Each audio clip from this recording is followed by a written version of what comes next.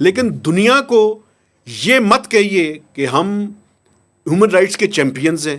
ہم ڈیموکریسی کے چیمپئنز ہیں. میں سوال کرنا چاہتا ہوں اپنے امریکہ کے رہنے والے لوگوں سے بھی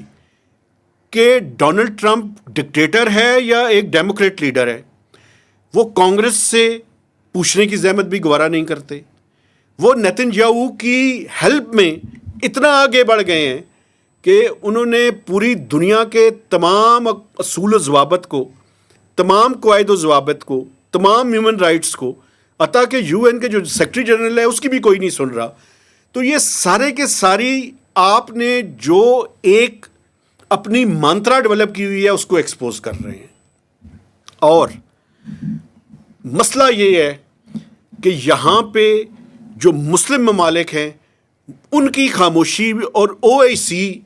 کا لاسٹ آپ نے دیکھا کہ 2 دن پہلے ان کا بھی اجلاس ہوا، وہ بھی یعنی پہلے انہوں نے کیا کیا، افغانستان کے اوپر بمباری کی، اس کے بعد انہوں نے عراق کے اوپر کی، اس کے بعد انہوں نے لیبیا کی پوری رجیم کو چینج کیا، سیریا کے اندر جو کچھ کیا وہ بھی آپ کے سامنے ہے، اس کے بعد فلسطینیوں کے ساتھ جو کچھ کیا اور آج بھی جاری ہے.